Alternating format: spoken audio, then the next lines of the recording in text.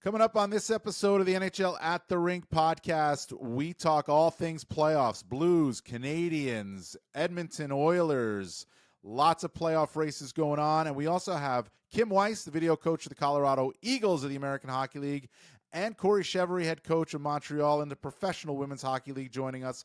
All coming up and more on this episode of the NHL at the Rink podcast.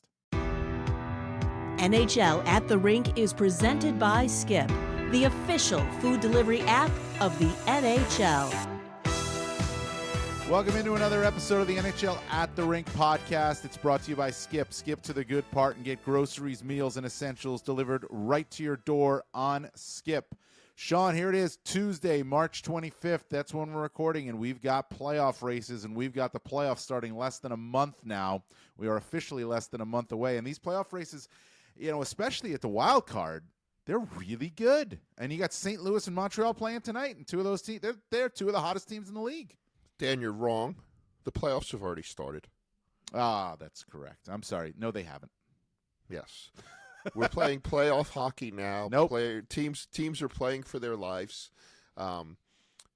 It's fantastic. I mean, you watch the games. Last night was a huge game for Vancouver and New Jersey. And you watch that game, and you saw Vancouver 2 nights before that when they dominated the Rangers and somehow punted 2 points And out lost of it.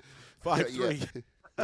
Like I can't remember the last time I've seen a team be that dominant and not win. And then they pick themselves up off the floor, come back twice from being down, and steal a point. Right, like they scored in the last minute, and then they won in the shootout. They stole two. Yeah, so and kept themselves alive. I think they're at like 10%, but a chip in a chair, right? That's what we're talking about. Yeah, but I mean, Pettersson's hurt, Hoaglander's hurt, Heedle's hurt. The road trip continues for them, and it's again that game at Madison Square Garden on Saturday for the Canucks. They had to get 2 points out of that game. They held the Rangers to 12 shots on goal, 1 in the first period, and somehow lost and somehow gave up 5 goals, which is just incredible. So that was. And one I don't think Lankinen played bad. No. I mean, it was. Listen, I mean, I don't think he played good though. I mean, let's be honest here. He gave up 4 on 11. Like that's not good. That's going to blow your save percentage right there. But that was one I think they're going to look back on and say that's if they do end up missing, they're going to be like that was a missed opportunity, big time missed opportunity. But maybe they got it back because they were down twice against the Devils, like you said. But they're going to miss, Sean, and the Calgary Flames are going to miss because the St. Louis Blues are taking it. That's the difference right now. It's not necessarily Calgary's fallout or Vancouver falling down hard. The St. Louis Blues are the best team in the National Hockey League in the last month and a half. In the last 7 weeks they are. You look at this team, they're 13-2-2 in their last 17 games. That's going into their game against the Montreal Canadiens. That's an .824 points percentage for the Blues. They are dominating games right now, and they're dominating a softer schedule, which is exactly what you have to do. Like a couple of their wins recently are against the Nashville Predators. They're going up and they're winning, and they got another one coming up against the Nashville Predators. So I don't look at this, Sean, as saying shame on the Canucks, shame on the Flames. It's more like, look at the Blues. They have been the team that has jumped up, similar to Ottawa, I guess, in the East, and said, this is ours. We're taking this right now. And they have a lead. They've got still a decent schedule left, but I don't see them falling out the way they're playing. No, and look, you look at the Calgary Flames, right? They come through the New York area and they win, which is really hard to do. Really hard for a young team to do. Kudos on them. They won 3 in a row and they lost ground. Right? The Blues have won 6 in a row. The only thing I'm going to say here is the Blues have played 72 games. Calgary's played 69. Vancouver's played 70. You know, they're chasing Minnesota. Minnesota's only played 70. So everybody has games in hand on them. They need to win them, but they're all winning, right? Minnesota's won 3 in a row. Calgary's won 3 in a row. The Blues have won 6 in a row. Yeah, 6 in a row. And the thing, I mean, Minnesota with the injuries, they just keep chugging along. Like, they're the team that just won't go away. It's really remarkable. Before we go forward, I do want to mention our guests today. We have 2 of them, and it's a special episode. Kim Weiss, who is the video coach for the Colorado Eagles in the American Hockey League. She joins us, and Corey Chevery, who's head coach of Montreal in the Professional Women's Hockey League, and also an assistant with Team Canada, going to the Women's World Championships next month, and obviously the Olympics in February. Both join us. They have terrific stories. We're about telling good stories here. Great paths for them. Both in, obviously Kim Weiss coaching in the men's game now. Corey Chevery's coached in the men's game before. So stay tuned for those interviews. Really good stuff from 2 excellent guests. But to continue down this path, Sean, the games played matter for the St. Louis Blues, but it only makes a difference if you lose those games, right? I mean, if you're Calgary, you've got to win those games in hand. But the Blues don't seem like a team that's going to go down here and go on like a little bit of a losing streak. Not the way they've been playing. And what I think is really, this goes back, Sean, to the summer when they did the offer sheets for Holloway and Broberg. Dylan Holloway has just been spectacular for the St. Louis Blues. Really came into his own, which I think he was going to do in Edmonton. And Edmonton, looking at it now, maybe needs that secondary scoring. Holloway's a guy who's got 23 goals and 58 points this year. And in the last 17 games, when they've really taken off, he's been better than a point-per-game player in that stretch. That guy is taking his career to the next level, and as is Broberg as well. So you look back at what the Blues did, Sean, it was a slow build. They also had to fire a coach, hire Jim Montgomery. It was a slow build to get to this point. It kind of has the remnants, it reminds you of the 2019 run, right? I mean, they have to go do it in the playoffs. That team did it in the playoffs, and it was a different team, but Broberg's come on. Holloway's come on. Kairu's playing well. Bolduc has 8 goals in the last 17 games, too. This team is balanced, and it's deeper than I think we were giving it credit for. And I certainly know I was giving it credit for. I did not think they would be a playoff team this year, and now look at them. And they just brought up their top prospect, right? And Dvorsky. Yeah. And look, I think Binnington is recharged from the Four Nations. I think winning that gave him some confidence, and he's a confidence-based goalie, right? When he's hot and he's feeling it, he's hard to beat. You go back to their cup run, and he was really hard to beat because he was confident, and I think he's lost that confidence along the way, with some losing that's gone on and some other stuff, and I think nobody's happier about the Four Nations than the Blues because of what happened to Binnington, and he still has a step. Like, as good as they've been, I think he still has a sub-9 save percentage. So even in that stretch where they've won, it hasn't been because of Binnington. They haven't suffered because of him. He's been what they've needed, but he hasn't been the game changer that he can be, that he proved to be again in the Four Nations. And if they get that, my God, watch out. Like you say, oh, well, their treat for doing all this is they get the Winnipeg Jets, who have 102 points and can clinch tonight a playoff. But I'm okay with that matchup. I'm okay with that matchup.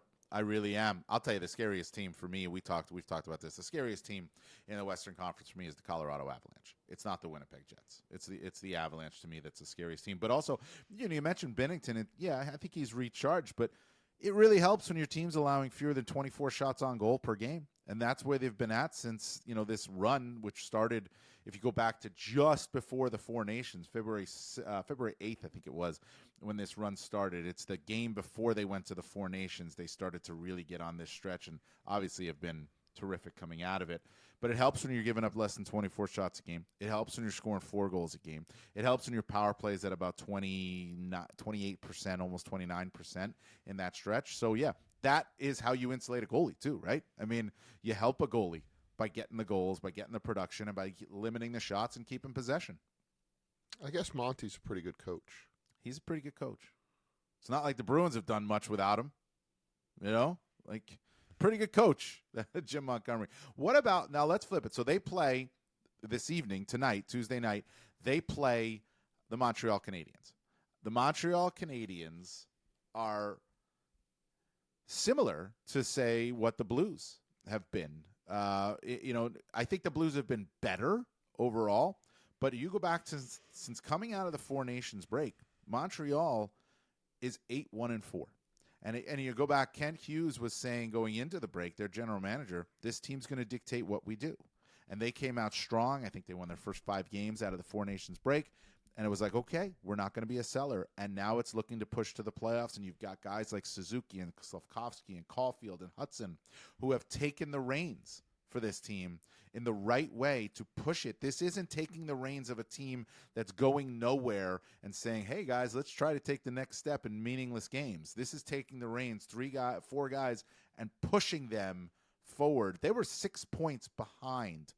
They were 6 points out of the playoff spot going into the Four Nations break.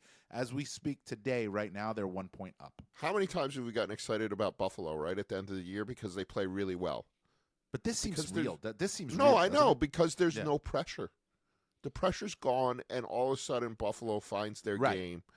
And you're like, oh, well, next year. This team is doing it in a cauldron of incredible pressure. Like, not only is there the pressure of playing for the playoffs, which is enough to break teams, they're doing it in Montreal, right? And Dave Stubbs wrote for us on Sunday, he's based out of Montreal, about how gaga the city is for these Canadians. It's been a long time, dude. Yep. Since there's been a playoff game at Bell Center. Since there's been playoff hot dogs, Dan.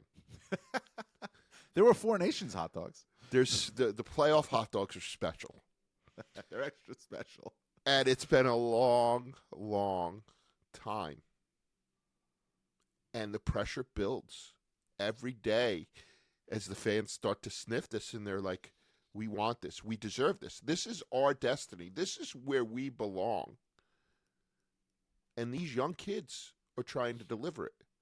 And to me, it's amazing. To me, it might be the most amazing story in all of hockey right now. Better than Ovechkin? Come on. Yeah, because it's so unexpected. Everybody expected Ovechkin.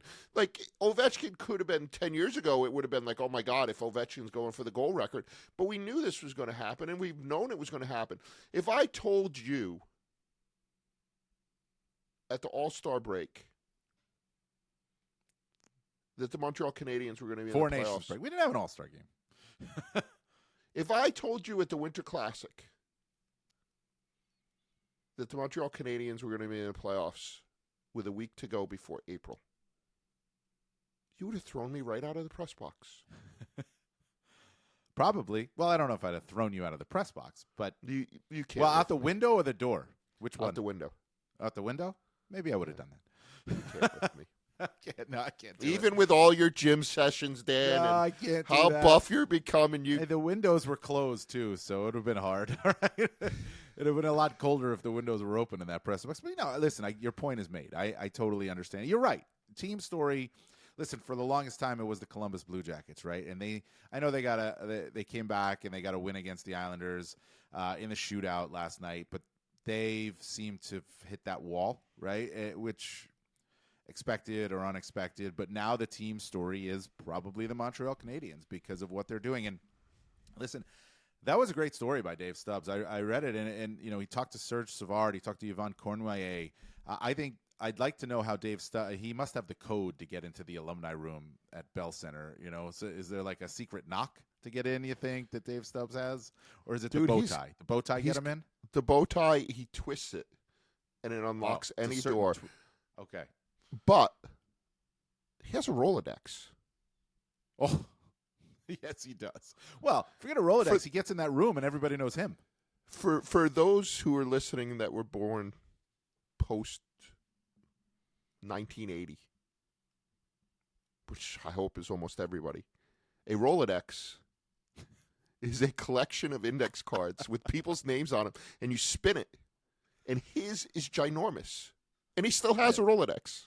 I'm sure he does. And I'm sure he still uses it that way, too, by the way. But it was a great story. It really with his spoke to- rotary phone, Dan. Yeah, with his rotary phone. It really spoke to the passion of what's going on in Montreal, the alumni passion. I've long wondered this. Like, those guys are around, right?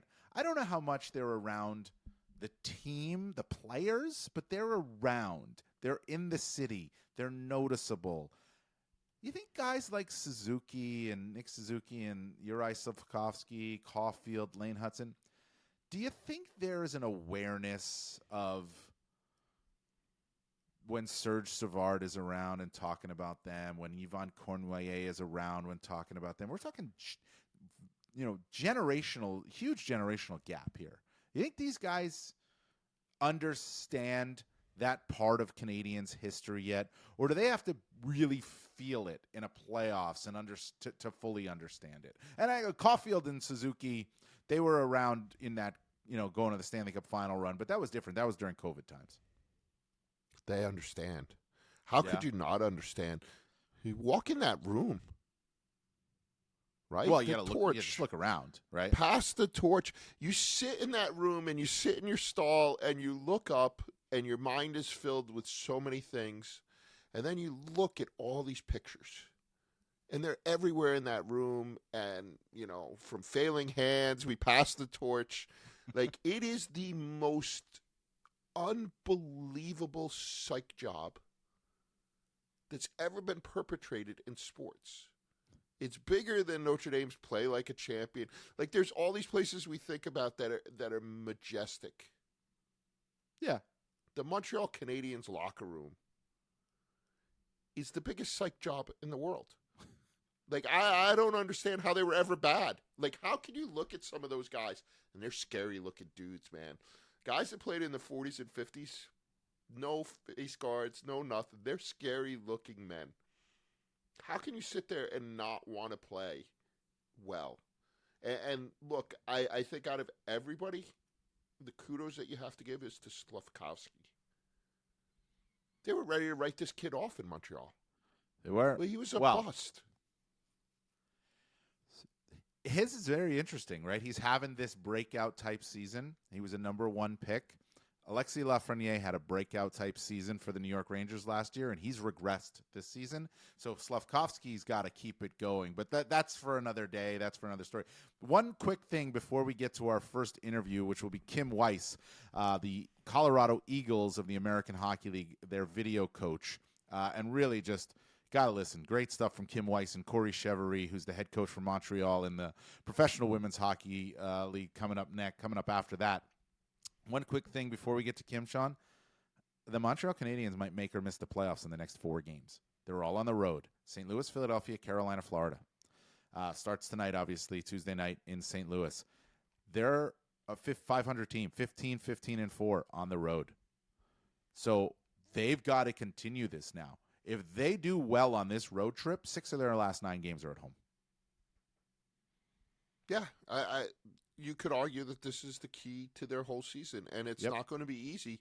Look, that Philadelphia game. That's a scary game. That's a scary game. It is. That's a trap. You're looking at Philadelphia, then Carolina, then Florida. That's a trap. Yeah, I don't know about trap games this time of year, but maybe.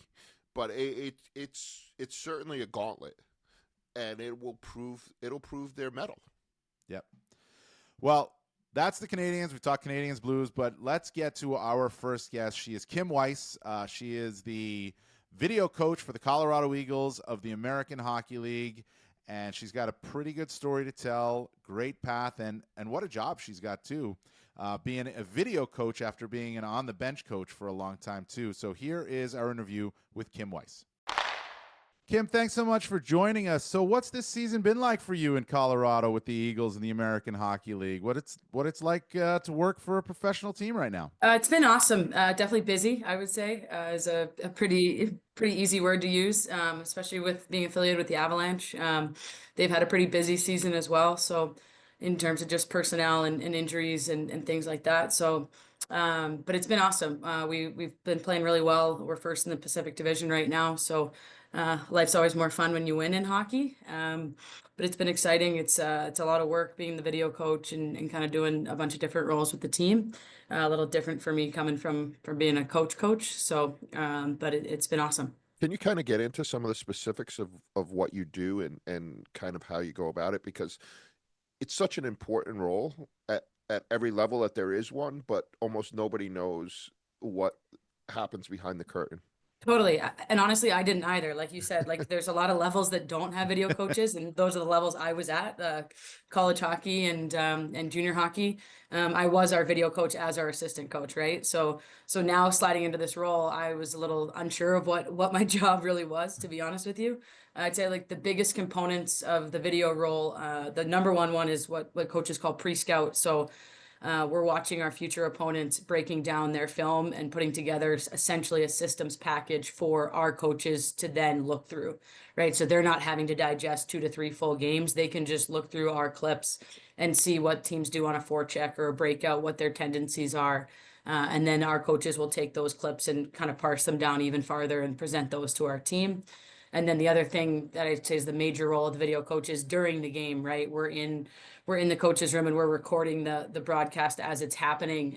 We're tagging things so that way between periods, again, the coaches can come in and they can look right away and see all my tags for our breakouts or special teams or chances against, and see maybe where we need to make some adjustments within the game. And obviously the most probably prominent role that you see a video coach, especially at the NHL level, is when there's a coach's challenge. Yeah. We're the ones that are kind of looking that up before the play's been stopped, trying to see if there's something going on that we need to let our coaches know about. What is it like for you to not be on the bench, to be doing this, from a room tucked away somewhere, where all the tech is, but you're not on the bench? It's been I would imagine that's an adjustment in terms of just your coaching mind and how you view the game, correct? 100%. I got into coaching because of the relationships that coaches have with players. I had great Yeah. coaches when I was a kid, and I hopefully have had pretty great relationships with my players over the years as a coach.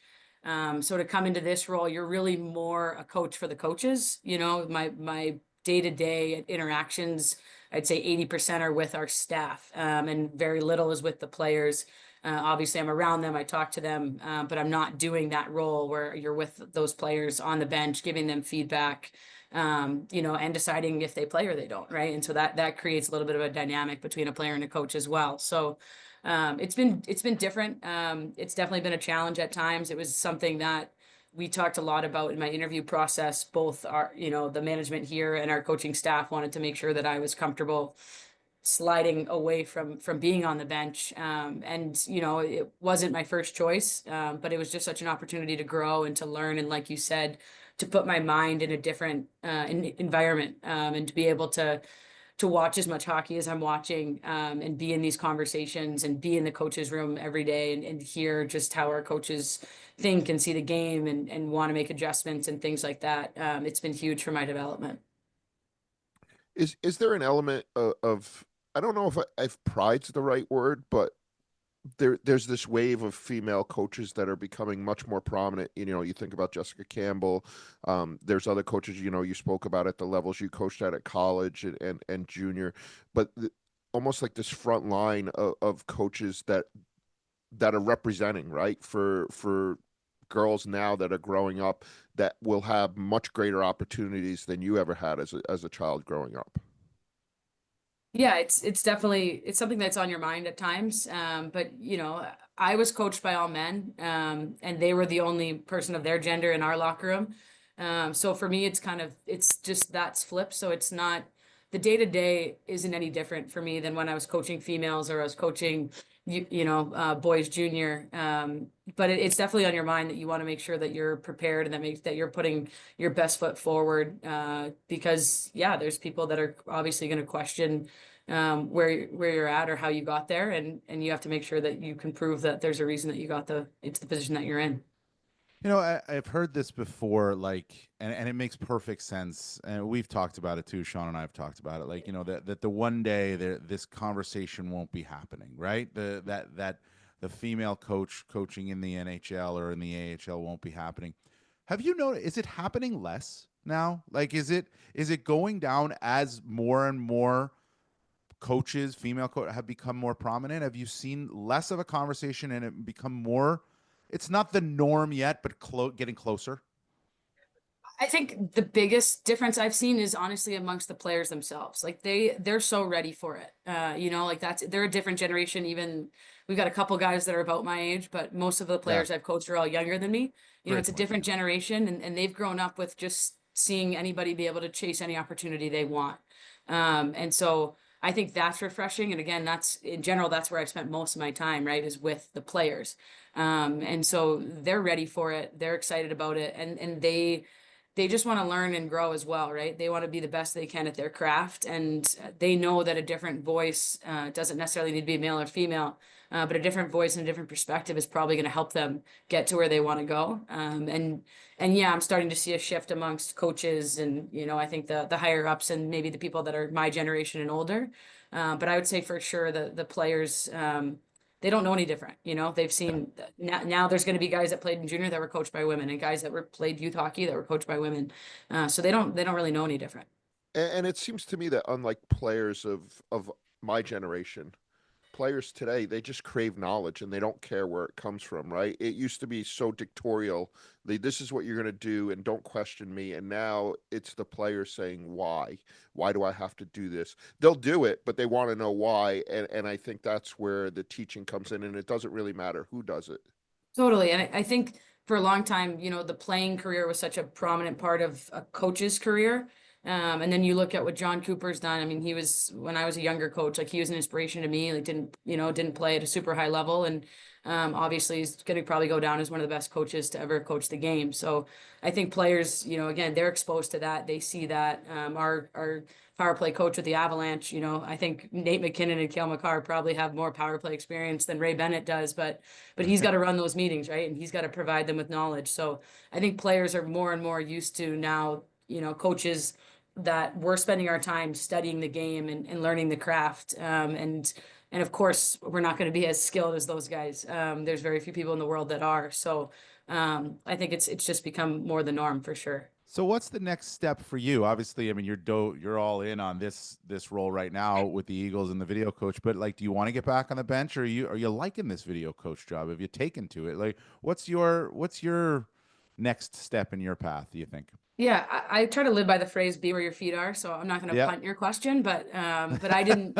2 years ago, I didn't expect to be sitting here in Colorado and being in the AHL. So I really try to take every opportunity as it comes and just kind of be in the moment. I will say that I absolutely love living in Colorado. I've had family here for 20 years, so I've been trying to find a way to get into hockey out here. So I'm really, really happy with this organization and to be here. But of course, I miss the bench. I miss, being more with the players.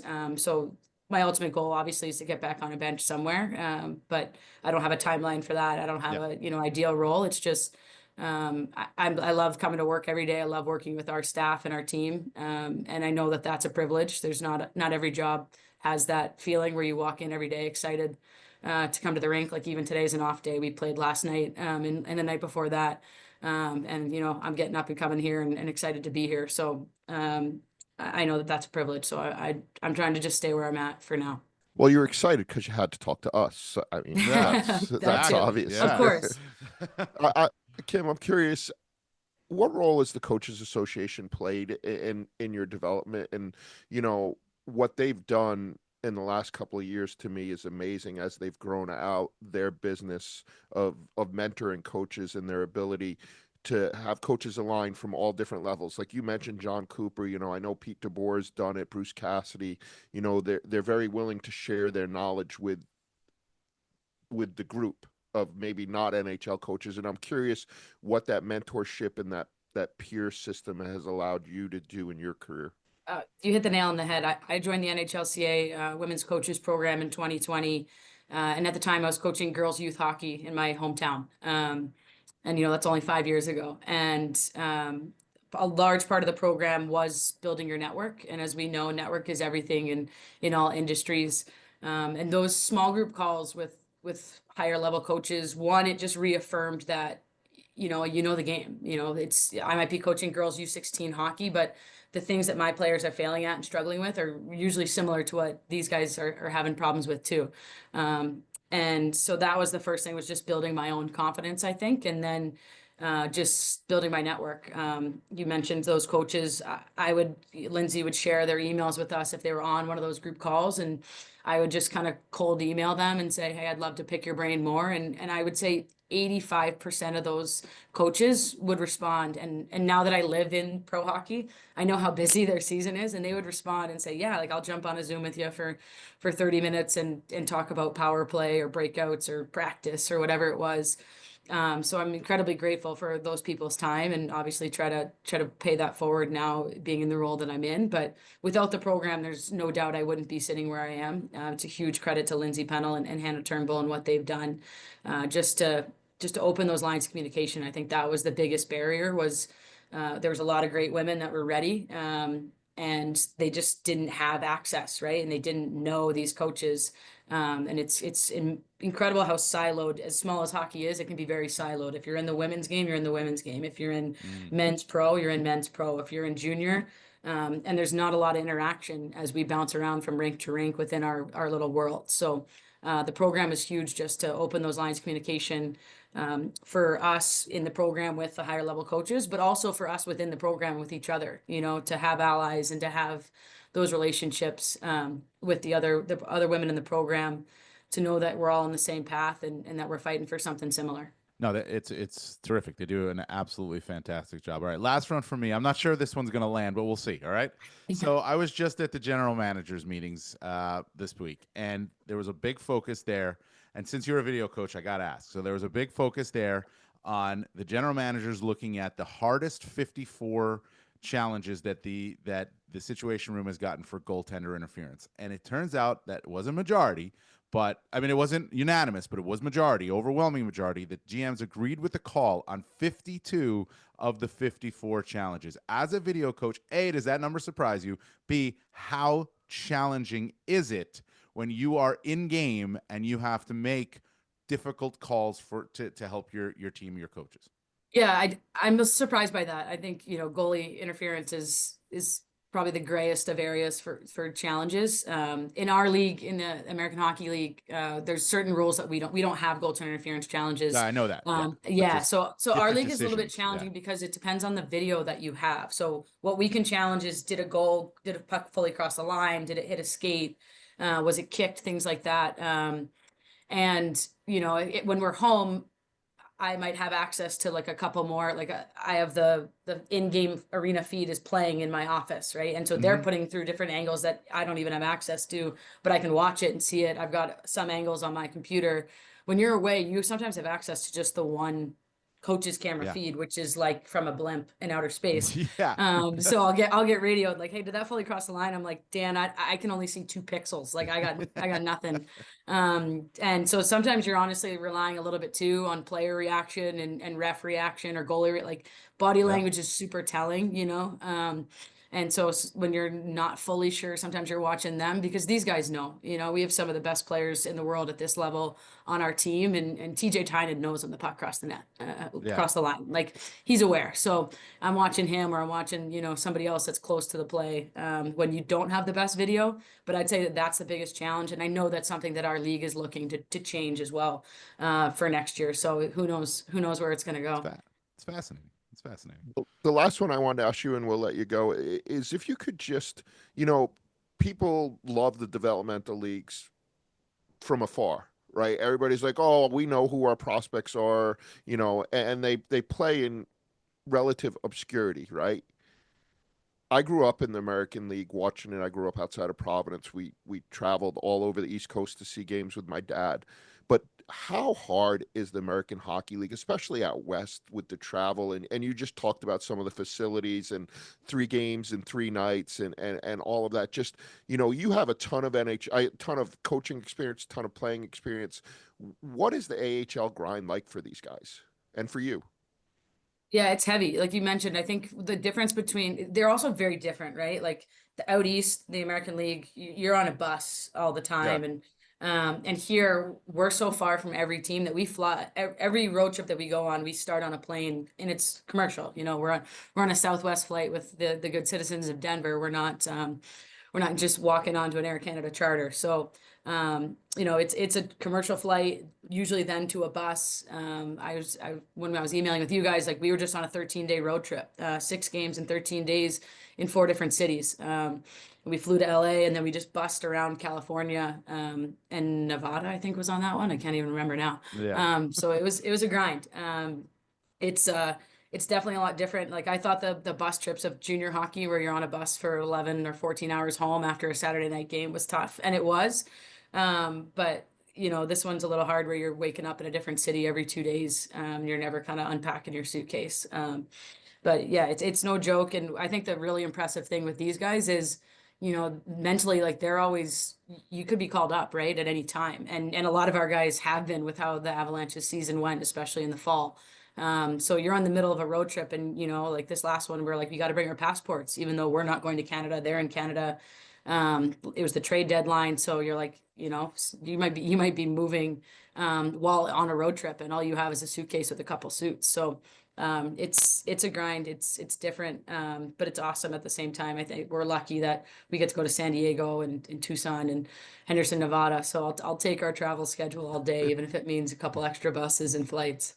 Oh yeah, you gotta love it though. You gotta love it. It's great. Listen, Kim, we really appreciate you jumping on with us, joining us for this. This was fantastic and fascinating. So thank you so much. All right, Thanks, guys. I appreciate it. Yeah, good luck with the rest of the season. Sean. Really good stuff there with Kim Weiss. She's the video coach for the Colorado Eagles of the American Hockey League. The interview was brought to you by Skip. Skip to the good part and get groceries, meals, and essentials delivered right to your door on Skip. So, she's in the men's game. She could be an NHL coach. She worked with the Colorado Avalanche. Is in a training camp and development camp. Jessica Campbell, Sean, is with the Seattle Kraken. Emily Engel is with video coach with the Washington Capitals. It's just it's growing, and it should, because these are not they are female hockey coaches, but they're not. We shouldn't just be associating them as female hockey coaches. Why do we need the female moniker? They're hockey coaches. Yeah, and I think Jessica Campbell has proven that, and I think, that's a huge part of this. And then, like we're going to talk about, the Olympics are coming, and that's going to be another huge part of this. It's just going to continue to grow. Expansion's coming in the women's game, a better TV deal. They've done this takeover where they go across the country into markets where they're not in right now, almost like the National Hockey League did many, many moons ago when they would go in preseason into all these markets, some of that they've eventually expanded into. Yes. So I just think there's been such a great job, and in both interviews it's been discussed, the Coaches Association does such a phenomenal job. It does a great job on the men's side. We do the coaches room every week with coaches that belong to that association. The mentorship that's going on and the promotion of opportunities and just the support that happens for people who are in a very difficult profession. There's nothing simple about coaching, and it's very difficult. So to have people that you can lean on to not only move forward, but to figure out where you're at any given time is just huge. And they've done an incredible job. Kudos to Lindsay and her whole group. Yeah, and they obviously helped us get our two guests for today, Kim Weiss and Corey Chevery, who, well, let's get to Corey, right? I mean, she's a head coach for Montreal in the Professional Women's Hockey League. They're in first place right now. She was in Minnesota, where they're playing tomorrow night, Wednesday night, when she joined us. Corey is coached in the men's game. She's also an assistant with the Canadian women's national team. She'll be going to the Women's World Championships next month and the Olympics in February. So here is our interview with Corey Chevery. Corey, thanks so much for joining us. So how? We'll just start out with the broad strokes here. How's your season going so far? Yeah, thanks for having me, guys. The season's going well so far. We're currently in first place in Minnesota right now, and looking to get 3 points while we're here. So season's been going well overall, though. We last 3 games have been really close. Lost 3 in a row, but for our group, it's important that we just keep moving forward. As we speak about this, I'm wondering if you can just kind of put the whole journey into perspective, right? That we're talking about this league where you're in first place and every game has been so tight and Yeah.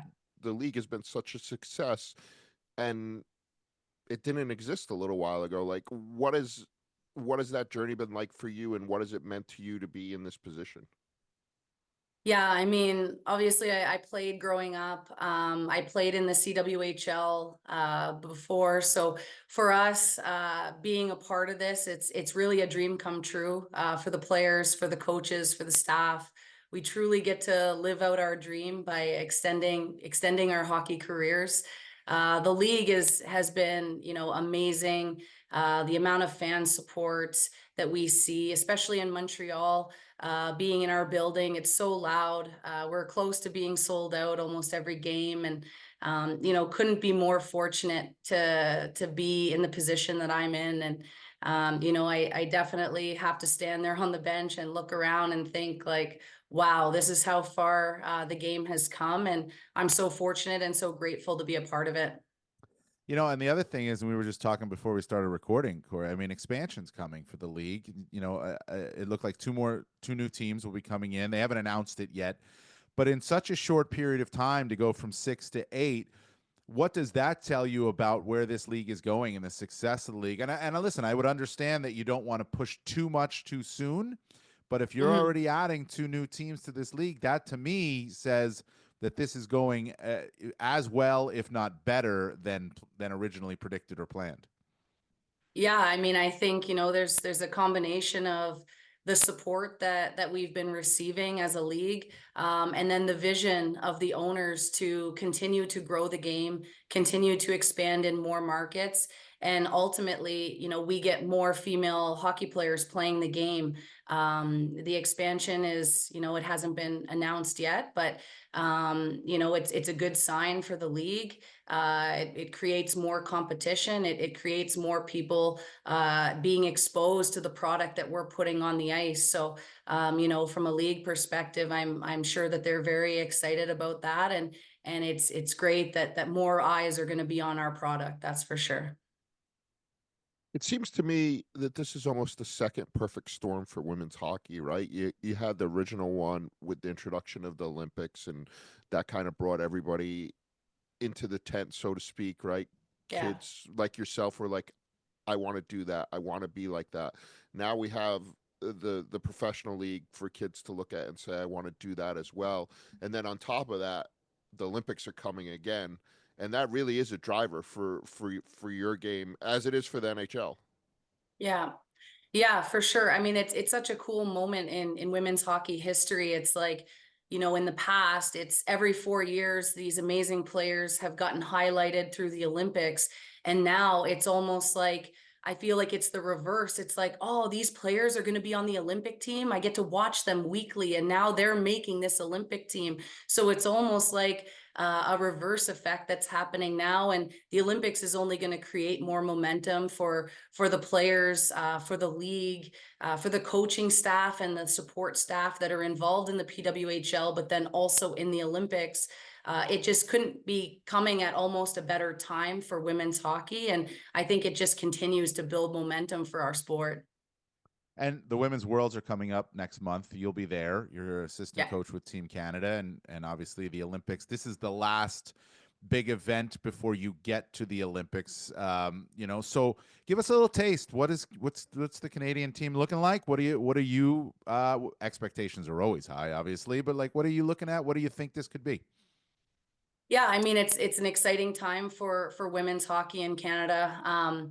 There's some new faces on the team with the Canadian team, and we have our staple veterans that continuously show up and perform every international event. There's some young players coming into the mix.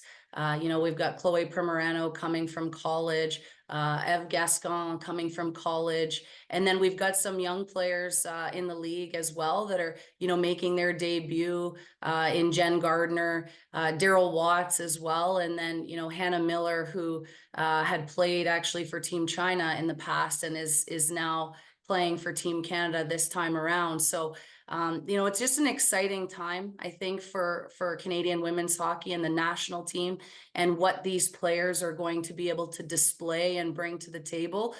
So we're really looking forward to trying to defend our medal. And but every international event is challenging. It's hard. It's a grueling competition to try to win. So, we go into it with the mindset of, hey, what do we need to do? What performance do we need to bring to win that gold medal? And so in our preparation, that's the way that we approach it. We want to have the standards high. We want the players coming in knowing that, there is an expectation. And I think that fans are really going to see a team that has a good combination of some veteran presence and leadership, and then some young players who are looking to solidify and continue to solidify themselves on the Canadian roster. Corey, do you feel like even in its infancy that the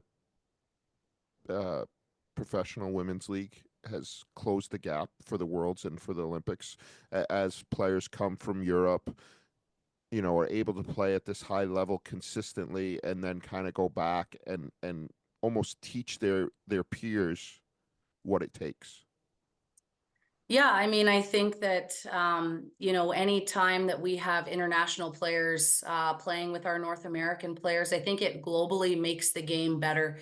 And, there's still some international European players that are not playing in the PWHL yet.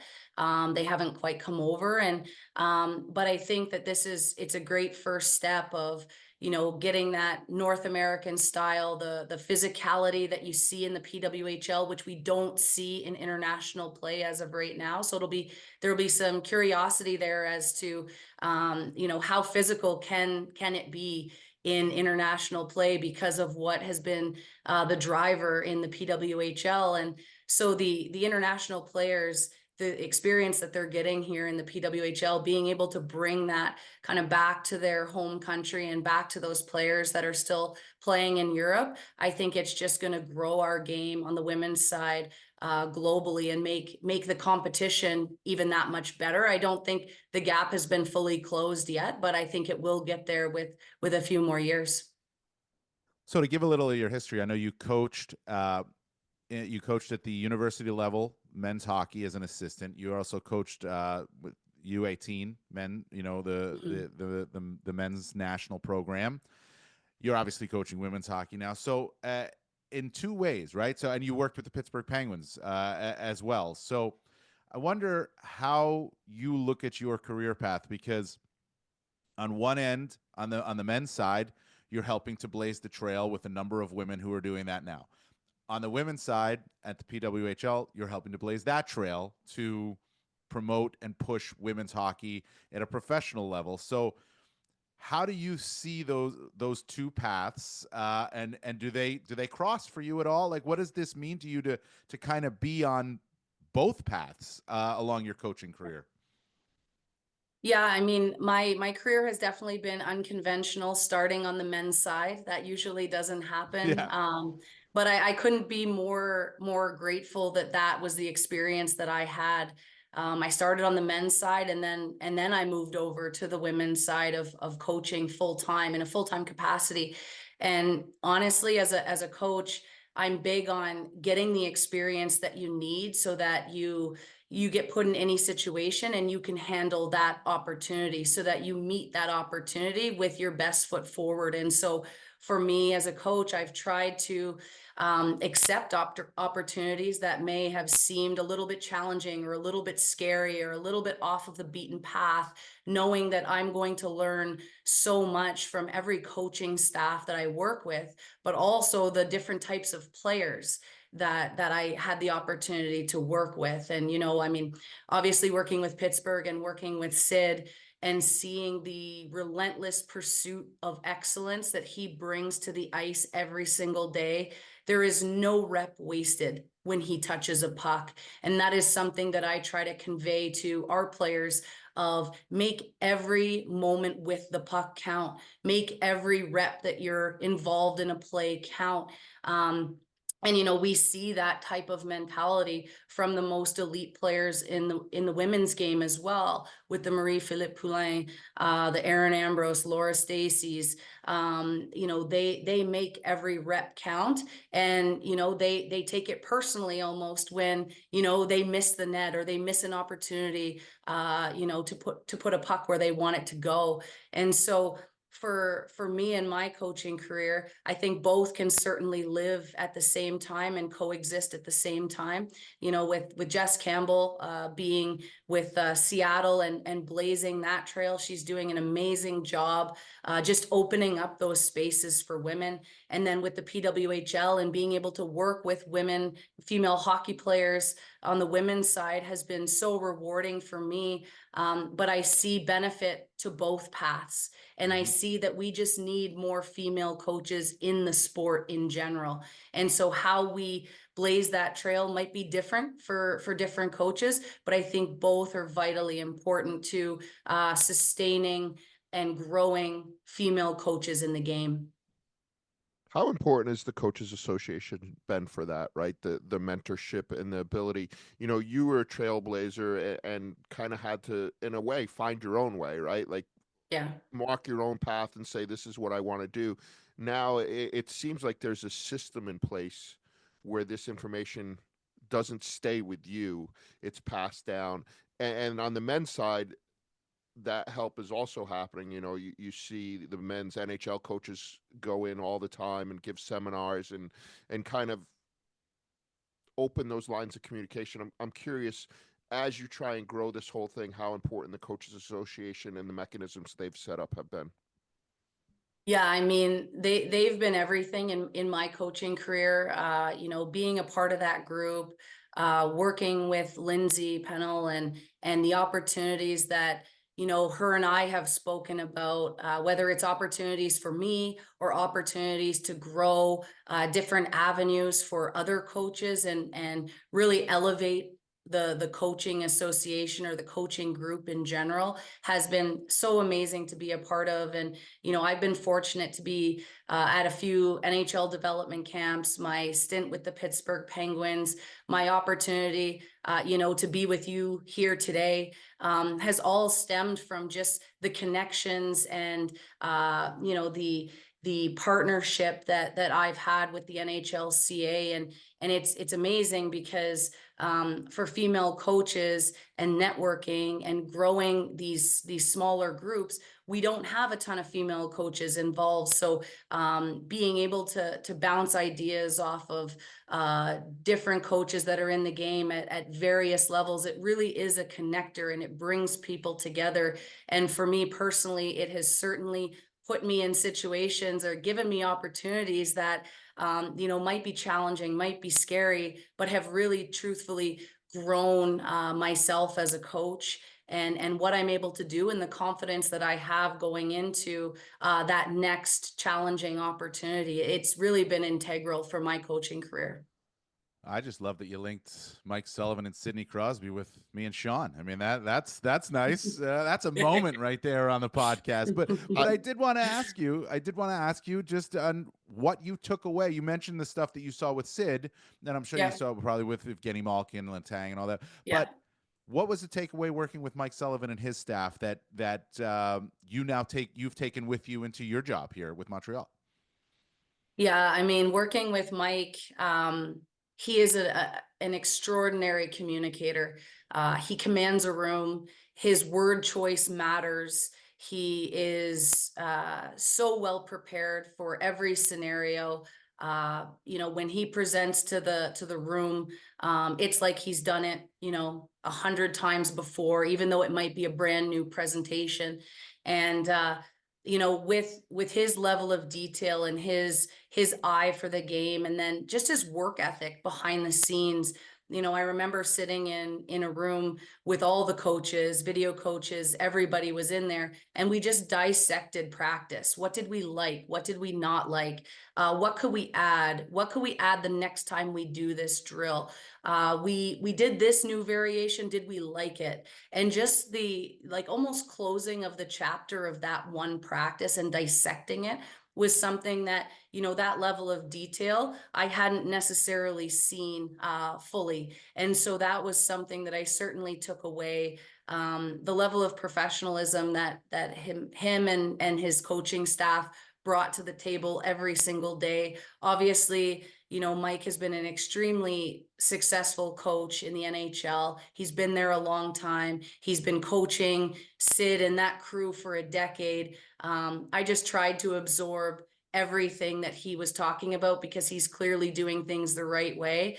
And just, his whole staff, I felt so welcome in that organization. It truly did feel like a family. It felt like a small organization where everybody knew each other. And even still to this day, if I text Mike or I text the video coaches of Pittsburgh, I hear back within a half an hour. Like, I think that that's just like a bond that we will have forever. So I'm forever grateful for that opportunity with Pittsburgh and how they made me feel, how they treated me, and what I was able to learn from them. Sounds like you're pulling for the Americans in the Four Nations. I don't know about that, but certainly my heart, I have a lot of love for Mike and his staff and what they've been able to do in Pittsburgh. And, with Sid being from Nova Scotia and, us being both 87 birth years, I basically watched his whole career. And so, I'm always kind of cheering for Pittsburgh, but I don't think for the Four Nations team. That's for sure. Well, this was great. Thank you so much for taking your time. Good luck tonight, and good luck with the playoffs.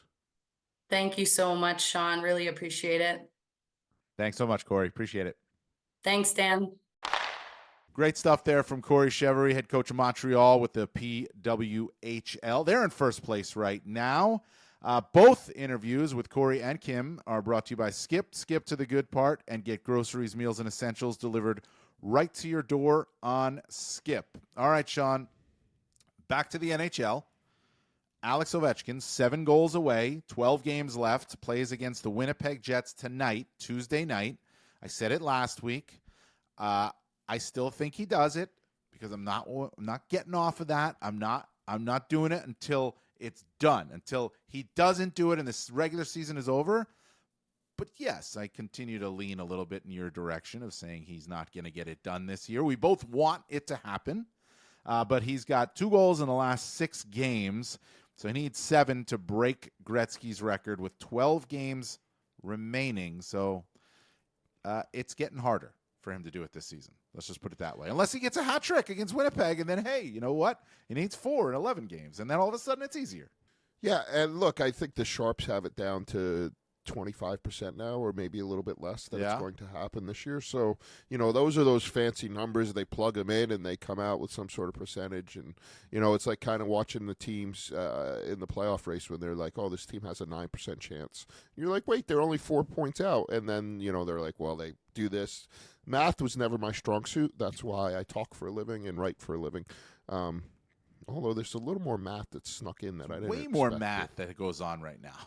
I know, these fancy stats. Damn them. Hey, so speaking of math, the Washington Capitals play the Winnipeg Jets tonight in the Peg. They're the 2 best teams in hockey. Mm-hmm. They're going for correct. They have been all year. Yeah, they're going for the President's Trophy. Who do you like better? Who wins? Say chalk through the whole playoffs. We get to the Stanley Cup final and it's 1v1. Who wins? It is a great question. Of course it is. I asked it. It is a great question. Well, let me put it this way. I'm not picking either one of these teams to win the Stanley Cup. Okay? So, but if we go chalk all the way through, and it is Washington and Winnipeg, number 1, charter flight, please. Okay? Just saying. Can we get a charter? That's just me, being me. Dude, that's easy travel. Oh, Washington, Winnipeg? Really? Yeah. Yeah, easy travel. Okay. Anyway, I got to go Washington on this. And I think I go Washington slight edge over Winnipeg on this. And I just think you're looking at I like the depth. I like a little bit more of the experience of getting it done. You know, Ovechkin, Wilson, Carlson, these guys have gotten it done in the playoffs. It's been a while, but they've gotten it done in the playoffs. Winnipeg really hasn't. Goaltending certainly would favor Winnipeg, but I don't know if it's overwhelming, though, in a 7-game series, if it's overwhelmingly favoring the Jets. Yes, you're going to take Connor Hellebuck over Logan Thompson or Charlie Lindgren, but the way the teams play, I don't know if it's an overwhelming favorite for the Winnipeg Jets. And I've been so impressed with how the Washington Capitals just continue to chug along this season and just finding ways to keep winning games. They win tight games. They can win blowout games. They've won 4 in a row. I think they've won 9 of their last 10 games. Without really anybody pushing them, in the Eastern Conference. Whereas Winnipeg, has had some slumps along the way. They've been great, but they've had some slumps, and they've been pushed a little bit too. And maybe that favors Winnipeg, I guess, when you get through it. But, if we're talking about a Stanley Cup final, both of these teams are going to be pushed. And so I don't know if they give a great reason, but I do give a slight edge for Washington. And I do the same for Winnipeg, and the reason why is because of last year, right? Like, you think back to when Washington won and all the disappointments they had gone through, right? You think about Tampa Bay before they became great and all the disappointments they had gone through. I put what Winnipeg did last year in that category. Like, to me, that's a wake-up call of immense order. Like, there's nothing I can think of. Like, the disappointment that resides there over that missed opportunity, I think, has pushed them all year. And I don't think anybody thought they were going to be in this position at this point in the season. And I just think they're trying to right past wrongs, and I think that's a huge motivator. So I honestly think, you know what I think it's going to come down to? Whoever wins the President's Trophy. If in this theoretical world we get to 1v1 in the final, whoever has home ice. Between the two of them, they've lost 13 games at home in regulation. 13 games out of 82. Yeah. Right? You're very right. I think whoever has home ice advantage, and oh my God, Winnipeg.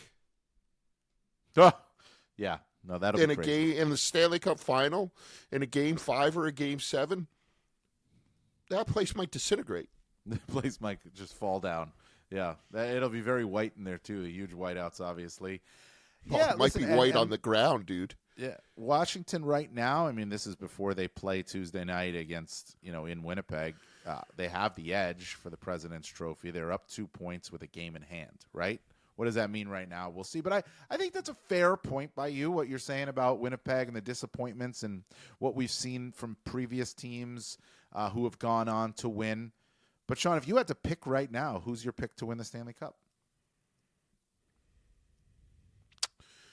We'll go through this again. This exercise will happen multiple times, by the way.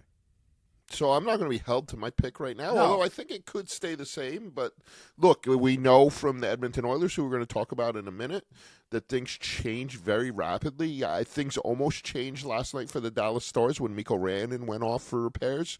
But right now, and this is nothing new, I love the Colorado Avalanche. Well, I wish I could differ with you, but maybe we will eventually. But since the moves that they've made, the 9 different players that are in their lineup through the course of this season, including 2 goalies, obviously in that mix, only one of them play. And it just seems like every piece has fit in perfectly. So I am big on the Colorado Avalanche right now as well. And just the driving force of McKinnon and Makar. Everyone has fallen in line with those 2 guys, so I'm big on them right now. So we agree, Sean. We agree. But there's a lot of hockey left to be played, and a lot of things can happen. And like I teased, you look at the Edmonton Oilers right now, who, by the way, are in a complete dogfight, right, in the division. They still have aspirations of finishing first in the Pacific. I don't know if that ends up happening. They're 5 points behind Vegas. But their good friend, the Los Angeles Kings, their first-round appointment, for the last 4 years, is tied with them at 87 points. Home ice is going to be huge, right, for whoever that is. And the Edmonton Oilers don't have either of their big guns in Draisaitl or McDavid. They're both hurt. Their coach Knobloch said yesterday that they're going to be out for a little while longer. We don't know what that means. There's 12 games left in the regular season. This isn't the same team, obviously, without arguably two of the best 5 players in the NHL. Well, no. By the way, home ice is going to be enormous in that series. The LA Kings are the best home ice team in the league. They've lost three times in regulation. 25-3-4 is their record. So that is an enormous thing for home ice advantage in that stretch. And by the way, the Kings, they're tied right now. The Kings have a game in hand, and they have 4 more regulation wins, which is also the first tiebreaker, just as we speak right now. So I like the Kings' chances as we talk here. But no, listen, I think not having Leon Draisaitl and Connor McDavid right now can actually be spun into a positive for the Edmonton Oilers. And the reason is other guys have to take ownership, okay? They have to take ownership. They've got to step up. And if you get other guys stepping up without Draisaitl and McDavid, then the hope is that when those 2 guys come back, and we know they'll be back, that those other guys still continue to take that ownership instead of always deflecting to those 2, right? And if that's how you win. That's how you have a third line that takes ownership of its role and says, we're dominating. You have a second line that does it. You have a second D pair that does that. Yes, you fully expect McDavid and Draisaitl to be the driving forces of the Edmonton Oilers come playoff time. All the time. Just like you fully expect McKinnon and Makar to do it in Colorado, right? Hedman and Kucherov with Vasilevsky in Tampa. Barkov and Reinhart in Florida. They have to be the driving forces of their teams.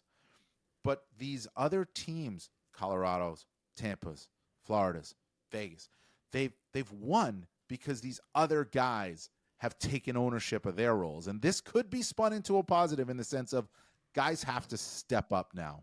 97 and 29 aren't with us right now, and we're in a fight for playoff positioning. And no, we don't want to go to LA for games 1 and 2. We don't want to go play a team that's only lost 3 times in regulation on their home ice in games 1 and 2. That doesn't bode well for us. We got to go win games. They beat Seattle. They got Dallas, Seattle, and Calgary their next 3 games, and maybe they're back after that. Maybe they're back April 1st against Vegas. Maybe they're back at some point within the next 3 games. But guys have to take ownership, and this is a good opportunity for them to do it. Yeah, I don't know with Edmonton if I buy that, right? Because as soon as they walk back in the lineup, like, look, Ryan Nugent-Hopkins has been really good for them for these last couple of games, but once McDavid and Draisaitl come back into the lineup, like, does that continue? And, like, look, some of this is on usage too, right? Like, how do you become the guy when McDavid's being run out for 28 minutes a game? Well, like, I don't know that. Of course, you're going to defer to him. Of course, but I don't know that they can do that. Not if he's battling an injury. I don't know that that's the smart play to run McDavid and Draisaitl coming off of injuries out for massive ice time down the stretch of a regular season when you know you're going to be in the playoffs. Regardless of where you finish, you want those guys healthy for the start of the playoffs, or as healthy as they possibly can be for the start of the playoffs. That's huge. You do know that Drew Doughty came back from a season-long injury and plays 26 minutes a game. I do. And played in the 4 Nations. Like, you're not putting a governor on these players. As much as you want to, you who's going to stand on that bench and look at McDavid and say, "No, sorry, dude." Yeah, you're right. We're going to go. We're going to go with Corey. We're going to go with Corey Perry on this shift. Yeah, you're right. Nobody's pulling him off. So listen, I think that's fascinating. That race there in the Pacific is fascinating, and a big part of that is, well, first off, the LA Kings don't want to lose to the Edmonton Oilers again. It just keeps happening year after year, but they're dominant on home ice. Listen, that's going to be interesting. A lot of good races going on here. And, of course, We'll be following it all. The Ovechkin chase as well. Sean continues to say not going to happen this season. I'm holding on to hope that it happens this season. We'll see. We thank Kim Weiss and Corey Chevery for joining us on this episode, which as always is brought to you by Skip. Skip to the good part and get groceries, meals, and essentials delivered right to your door on Skip. Enjoy the hockey.